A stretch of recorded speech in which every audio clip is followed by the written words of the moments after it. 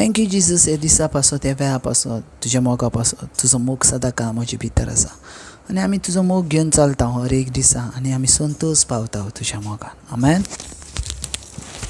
Oh, hallelujah. Praise the Lord. Thank you, Jesus. Praise you, Jesus. Love you, Jesus. Thank you, Abba Father. Praise you, Abba Father. Love you, Abba Father. Thank you, Holy Spirit. Praise you, Holy Spirit. Love you, Holy Spirit. या वेळार आमचे दोन्ही हात वयर उबारून अन्य भाशेन आमी देवाक दिन वासुयात. ओब्रासीन तालाबा शिखात रोत्रमा सिखारा बांदले हेराबा त्रोत्रमा सिखारा बाराबा लिब्रांतो रोबो सीत्रलांदे लेहेराबा शिखात्रलांदे ओब्राहान तरबा सीत्रलांदे ओब्राहान तरबा सीत्रलांदे. हो हालेलुया जीजस. थँक्यू अबा फादर. या दिसा पासत या वेळा पासत या सोबीत म्हज्या भाव भयणा पासत तुका दिन वाजता, तुजी स्तुती करता, तुका वाखाणटा. पहिली जुवांची चीट अध्याय 2 आणि 29वी ओळ आमकां सांगता. 1 जॉन चॅप्टर 2 वर्स 29. देव प्रामाणीक म्हण तुमी जाणत तर हें खरें म्हूण समजात की जांचें जिवीत प्रामाणीक ती सगळीं ताचे थावन जल्मल्या. म्हाका भाव भयणांनो, देवाचें उतर ह्या सुवातेचेर आमकां सांगता. देव प्रामाणीक म्हण तुमी जाणत तर हें खरें म्हूण समजात की जांचें जिवीत प्रामाणीक ती सगळीं ताचे थावन जल्मल्यात. मोगाच्यान आमचो देव प्रामाणीक आसा. आमचो देव प्रामाणीक आसा, न्यायी आसा, सताचो आसा. आनी देवाचें उतर आमकां सांगता आनी जांचें जिवीत प्रामाणीक आसा ती सगळ्या देवा थावन जल्मल्यात. आयज तुजें आनी म्हजें जिवीत प्रामाणीक आसा जाल्यार आमी पासून देवा पासून जल्मल्या. कित्याक आमचो देव प्रामाणीक आसा देखून आमी प्रामाणीक आसा. आमचो देव सतांचो देव आसा देखून आमी सतान वावुरणारी आसा. आमी सतान वावुरणारी आसा कित्याक आमचो देव सताचो देव आसा. ताणें आमकां सत शिकयलां. आमचो देव प्रामाणीक आसा, प्रामाणीक आसा, विश्वासी आसा. आनी ज्यांचें जिवीत विश्वासी आनी प्रामाणीक आसा ती सगळीं देवाची भुरगीं आनी ती देवा थावन जल्मल्यान. आयज आमी आमचेरूच नदर मारुया आनी आमी आमचेच भितर चिंतुया की खरेंच हांव म्हजें जिवीत प्रामाणीक आसा कितें. हांव खरेंच प्रामाणीक जिवीत जियेता कितें. हांव खरेंच विस्वासी जिवीत जियेता कितें. हांव खरेंच सताचें जिवीत जियेता कितें. आनी जर आमचो जबाब हय आसा जाल्यार आमी खरीच आमच्या देवा थावन जल्मल्या. आमकांच हे प्रश्न करुया मोगाच्यान.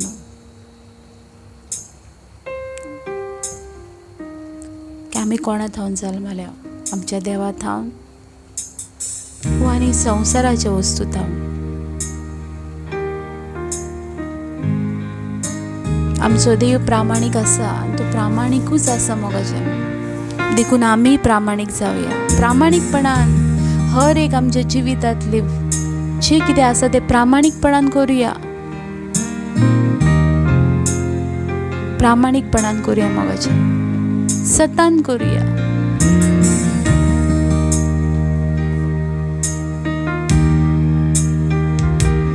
प्रामाणीकपणान ताची वाखाणी करुया. प्रामाणीकपणान ताचो वावर करुया. प्रामाणिकपणान ताचे उतर आयकोया. तेरी स्तुति मैं करूं, आराधना करूं दिल से, दिल से. तेरी स्तुति मैं करूं, आराधना करूं दिल से, दिल से. मेरी सांसों में तेरा नाम रहे. मेरी सांसों में तेरा नाम रहे. ऐ प्रभु तू ही तू. ऐ प्रभु तू ही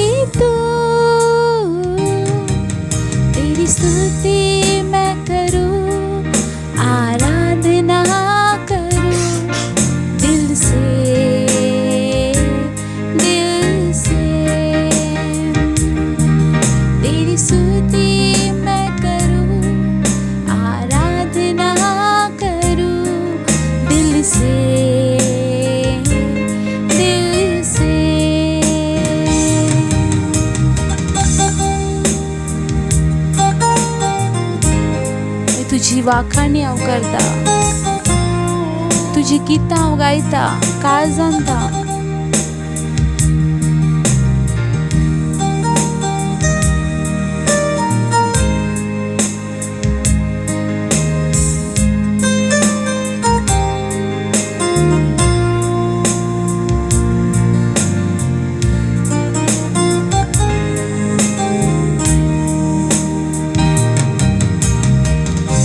जहाँ मेरी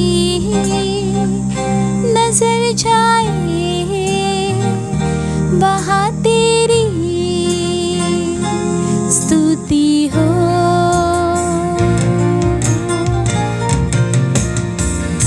जहाँ मेरी नजर जाए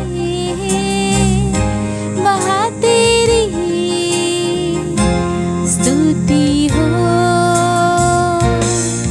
सारी दुनिया का रखवाला तू, सारी दुनिया का रखवाला तू है यीशु. तू ही तू है यीशु, तू ही तू.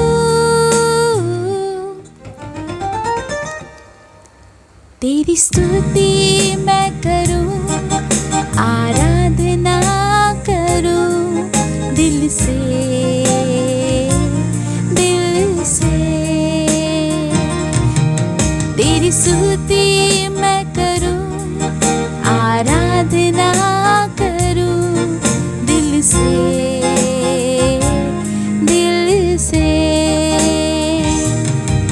मेरी सांसों में तेरा नाम रहे, मेरी सांसों में तेरा नाम रहे. ऐ प्रभु तू ही तू, ऐ प्रभु तू ही तू. तेरी स्तुति मैं करूं, आराधना करूं दिल से, दिल से. तेरी स्तुति मैं करूं, आराधना करूं दिल से, दिल से. खुशी और गम में साथ हो तेरा, आदि और अंत में नाम हो तेरा.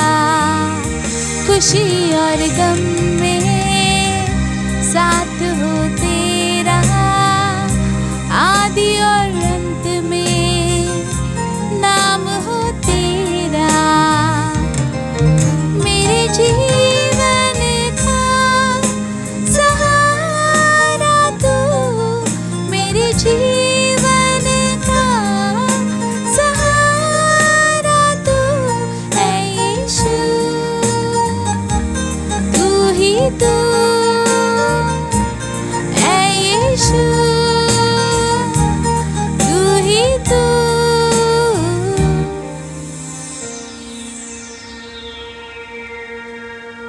तेरी स्तुति मैं करूं, आराधना करूं दिल से, दिल से. तेरी स्तुति मैं करूं, आराधना करूं दिल से, दिल से.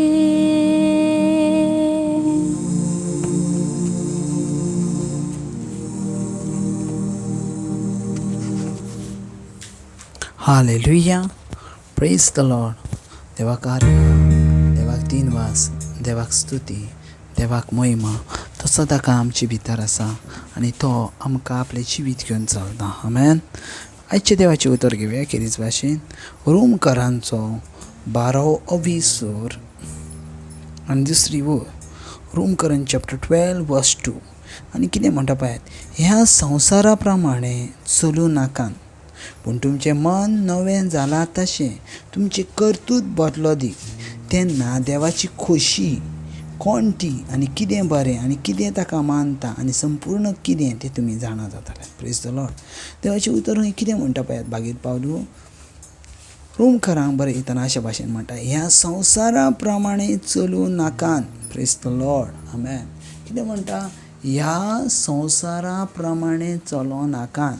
सो अशें कितें जावन आसा, असो ह्यो संवसार चलता जे देवाच्या विरुद्धाक जावन आसा. Praise the Lord. असो कितें जावन आसा, खंयची वस्तू जावन आसा जी वस्तू ह्यो संवसार देवाच्या विरुद्धाक चलता. Praise the Lord. पळयात, ज्या वेळार आमी पवित्र पुस्तक वाचता त्या वेळार आमी ज्या वेळार सुटकेचे पुस्तकान आमी लक्ष मारता, नजर मारता आनी सुटकेचे पुस्तक चॅप्टर 20, सुटकेचे पुस्तक चॅप्टर 20 म्हटल्यार एक्झोडस चॅप्टर 20, निर्गमचे मराठीन पुस्तक चॅप्टर 20 आनी ह्या चॅप्टराचेर आमी ज्या वेळार नजर मारता त्या वेळार देवान आपले 10 नियम थंय बरयलेले आहात, 10 मान्यताय बरयलेले आहात. आनी देवान मोइजेसाक सांगलेले, तुज्या परजेक तें वाचून दाखय. आनी ज्या वेळार मोइजेसान आपल्या परजेक ते 10 आज्ञा वाचून दाखयली त्या वेळार त्या परजेन म्हटलें, आमेन. जशें तूं म्हणटाय देवा तशें आमी ही आज्ञा पाळटले. आनी त्या वेळा पासून देवा मदें आनी मनशा मदें एक करार जालो. Amen. Praise the lord. So मनशांक आतां देवान दिलेल्यो आज्ञा मोडूंक जायना जाल्यो. मनशांक आतां देवान दिल्लेल्यो आज्ञा तोडूंक जायना जाल्यो. खंयची आज्ञा आसो ती आज्ञा देवान बरयलेली मनशांक पाळूंक जाय. Praise the Lord.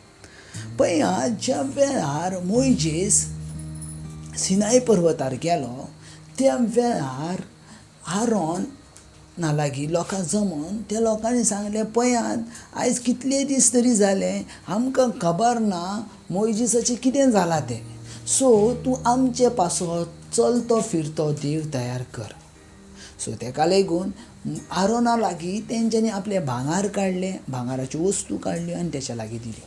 आनी ज्या वेळार आरोनाच्या लागीं हें सगळें भांगर इस्रायल परजेन काडून दिलें आनी तेच्या उपरांत तें भांगर आरोनान कितें केलें, तें भांगर आरोनान घेतलें आनी उज्यान उडयलें.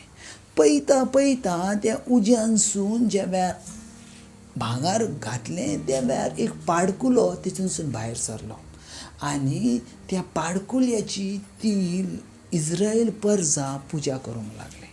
त्या पाडकुलाची इस्रायल परजा पुजा करूंक लागले. आतां ती म्हणोंक लागली, ह्योच आसा देव जाणें म्हाका इजिप्तानसून भायर काडलें. ह्योच आसा आमचो देव जाणें म्हाका संपूर्णकायेन ह्या गुलामकारेंतून भायर काडलें. म्हटल्यार देवाक सोडून ताणें मुर्तेक देव केलो. देवाक सोडून ताणें एका पाडकुल्याच्या मुर्तेक देव केलो. Praise the lord. आतां कितें जालें, फकत पाडकुल्याची पयली मुर्ती केली, मुर्ती रावंक ना. पाडकुल्याची पयली मुर्ती केली, मुर्तेक लागीं ती रावंक ना. पूण तेच्या उपरांत ती कितें करूंक लागली, तेंच्यांनी सोरो पिवंक लागली, तेंच्यांनी मजा करूंक लागली. त्या मुर्ते सामकार म्हेळेपण करूंक लागली. दादल्या लागीं कुडीचे संबंद करूंक लागले, बायलां लागीं कुडीचे संबंद करूंक लागले.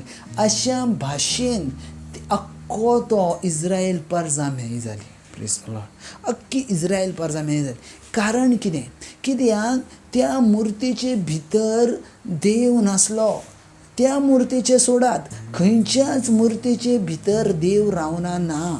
भागवत पावलू पासून सांगता, देव रावना काळजांनी, देव रावना फातरांनी, देव रावना मुर्तींनी, देव आसा आमच्या काळजांनी. देव आसा काळजांनी. पळया, तेंच्यांनी अशें केलें, जिव्या देवाची प्रतिमा तेंच्यांनी एका मुर्ती वरवीं केली. देवाची प्रतिमा आमकां करूंक जायना. देवाची प्रतिमा आमकां करूंक जायना. आमचो देव ह्यो जिवो देव जावन आसा. आमचो देव ह्यो मेलोलो देव ना. आमचो देव ह्यो डेड देव ना.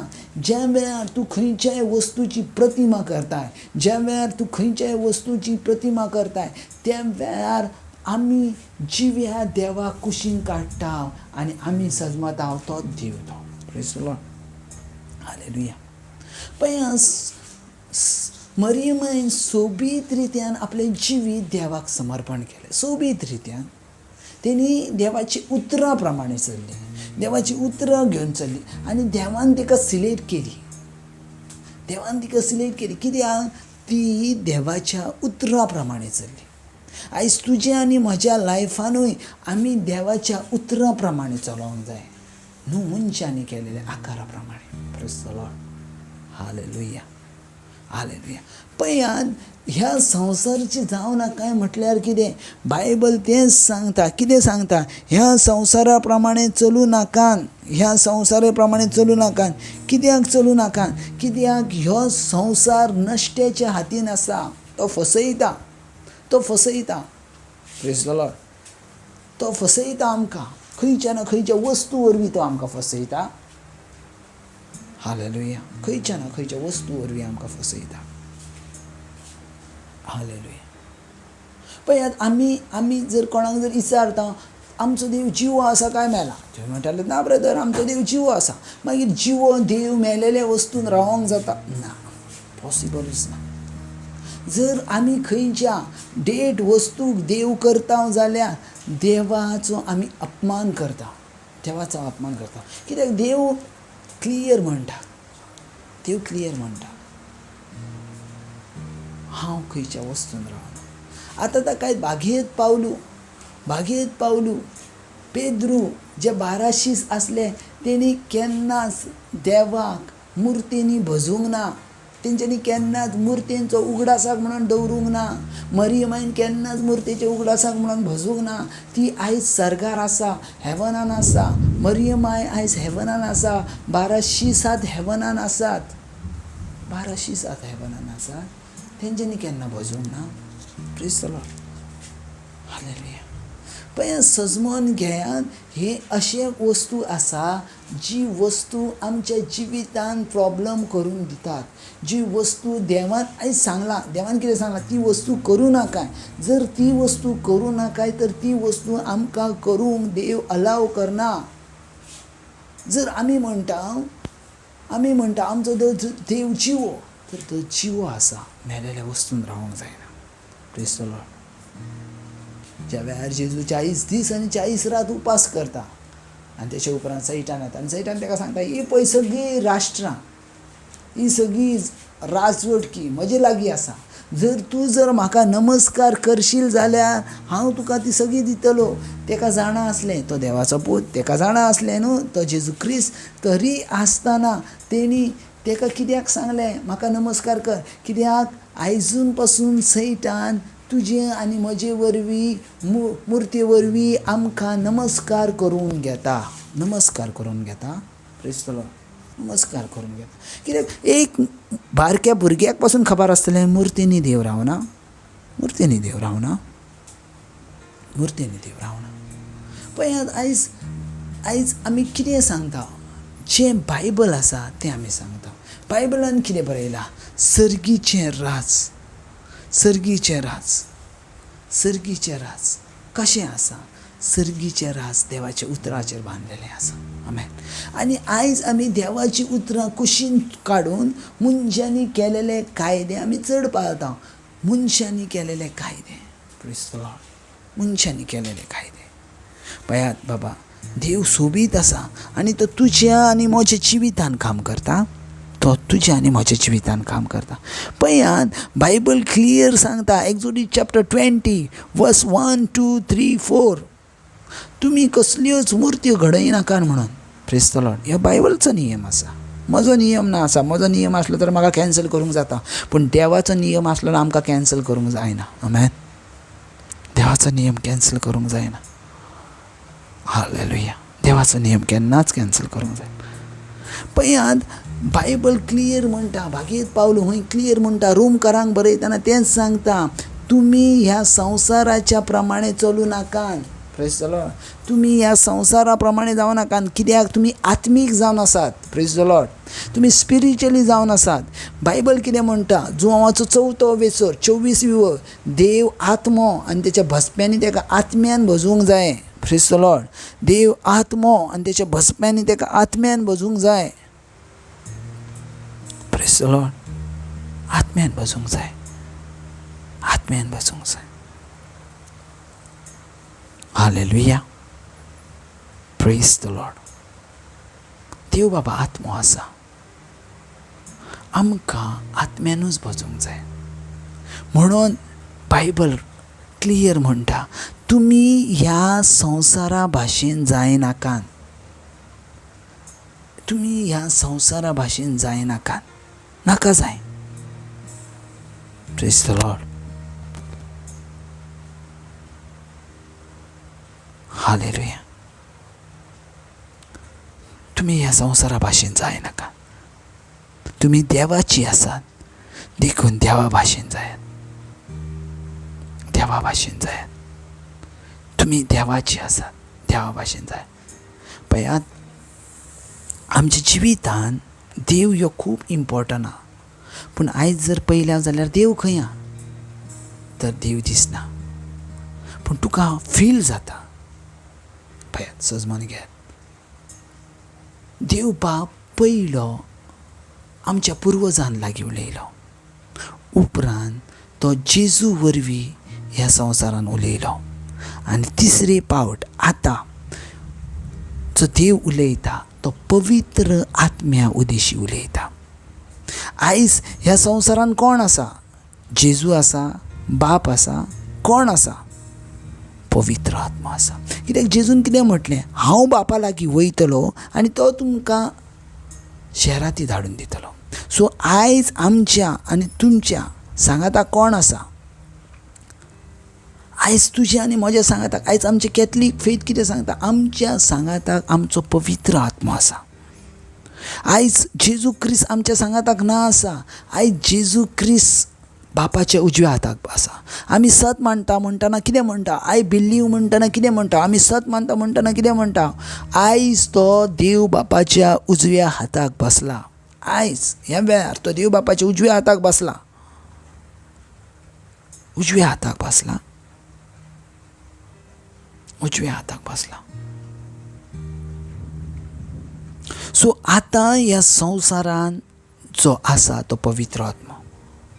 सो आतां आमकां इमेज जर काडूची आसा जाल्यार, आमकां एक चित्र काडूचें आसा जाल्यार आमकां पवित्र आत्म्याचें काडूंक जाता. पूण पवित्र आत्म्याचें चित्र आमी कशें काडटाले? कित्याक जुवांवाचो 3रो अवेसर 5वी कितें म्हणटा? आत्म्याचें काम वाऱ्या भाशेन. जसो वारो हैसरल्यान थंय मारता तो दिसना, पूण तो महसूस जाता, तो आमच्या कुडीक फील जाता. त्याच भाशेन पवित्र आत्मा आसा.